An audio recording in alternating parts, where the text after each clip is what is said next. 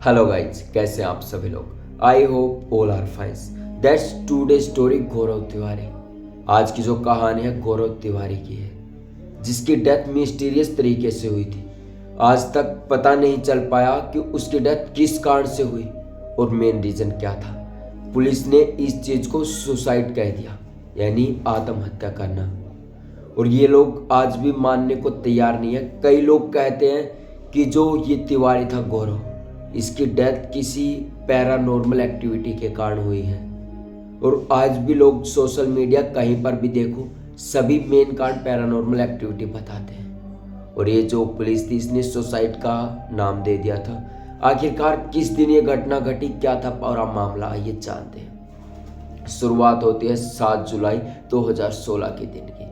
रोज की तरह गौरव तिवारी अपने बिस्तर से 808 बजे उठता है और अपने फ़ोन को चेक करता है, जीमेल्स देखता है, कुछ भी इम्पोर्टेंट नोटिस या फिर कुछ भी इम्पोर्टेंट भेजना हो सेंड करता है और वहाँ से तुरंत खड़ा होकर बाथरूम की ओर चल पड़ता है। बाथरूम में जैसे ही पहुँचता है, अचानक वो कुछ करता ही होगा तो वो अचानक गिर जाता है और वहीं पर धड़ाम से ऐसे गिरने की जो आवाज़ थी वो बाहर तक सुनाई देती है, जो गौरव के मम्मी पापा और उसकी पत्नी को सुनाई देती है। उन्हें जब वो आवाज़ सुनाई देती है, वो तुरंत बाथरूम की तरफ दौड़कर जाते हैं। और जो गौरव की पत्नी थी वो कहती है गौरव, उसके मम्मी पापा, बेटा दरवाज़ा खोलो, क्या बात हो गई। लेकिन जो गौरव था कोई भी रिस्पॉन्स नहीं दे रहा था और कुछ भी नहीं कर रहा था। गौरव के जो पापा थे उसने 3 से 4 बार चिल्लाया कि बेटा क्या हुआ, कोई दिक्कत है, गेट खोलो। लेकिन गौरव का कोई भी रिस्पॉन्स नहीं था।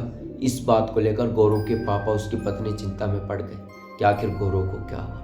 तो गौरव के पापा ने किसी तरह करके जो बाथरूम का गेट था उसे तोड़ा और अंदर जाकर देखा तो उन्होंने देखा कि गौरव बेहोश और फर्श पर लेटा हुआ था। ये देखकर काफी ज्यादा डर गए और उन्होंने एम्बुलेंस को बुलाया और गौरव को बिठाया और हॉस्पिटल तक लेकर गए। जैसे ही वो हॉस्पिटल पहुंचे, उन्हें पता चला कि गौरव की डेथ हो चुकी है।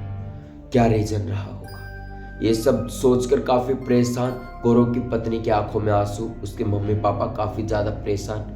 और उन्हें पता नहीं, पुलिस को जब पता चली कि गौरव की डेथ हो गई है, वो घर पर आई, लेकिन उन्होंने कुछ भी नहीं पता चला कि आखिरकार पूरा मामला क्या था।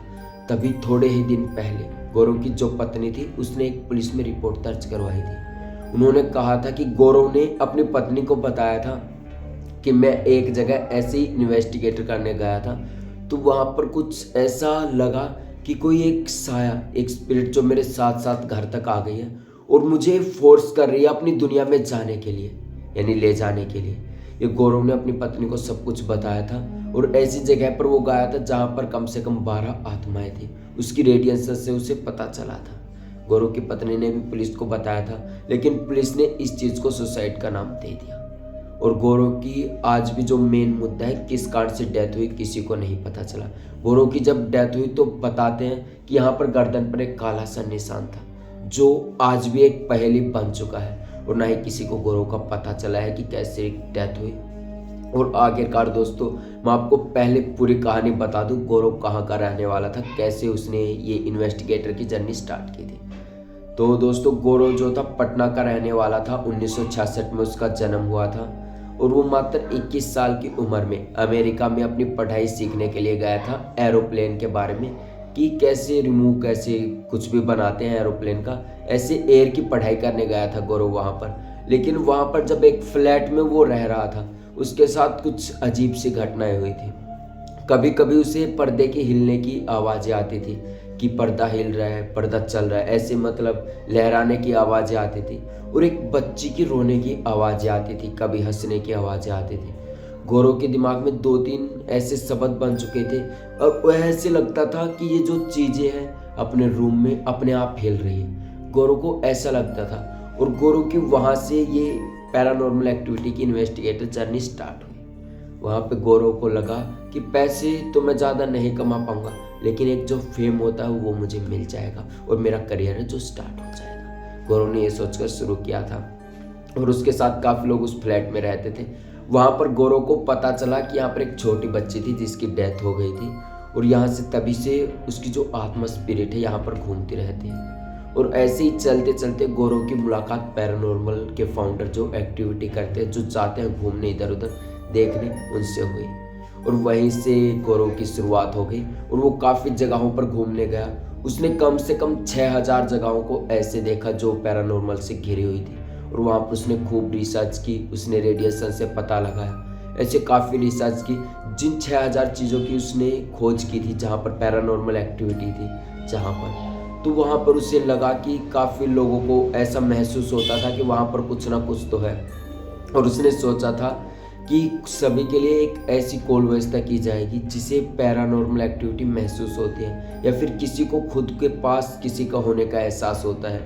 ये गौरव ने पैरानॉर्मल की एक स्पेशल कॉल डिटेल्स बनाई थी और ऐसे उन्होंने बनाए थे। लेकिन उनकी डेथ जो हुई 7 जुलाई 2016 के दिन, उन्होंने अपनी फैमिली को, अपनी पत्नी को बताया था कि 4-5 दिन से एक जो स्पिरिट, एक जो आत्मा होती है वो मुझे फोर्स कर रही है अपनी दुनिया में ले जाने के लिए। गौरव ने अपनी पत्नी को बताया था और गौरव की पत्नी ने ये चीज़ पुलिस में रिपोर्ट दर्ज करवाई थी। लेकिन पुलिस, मैं आप लोगों को बता दूं दोस्तों, कानून इन चीज़ों को बिल्कुल भी नहीं मानता। वो बस आंखों देखी चीज़ों पर विश्वास करता है कि हाँ ये सचमुच हुआ है।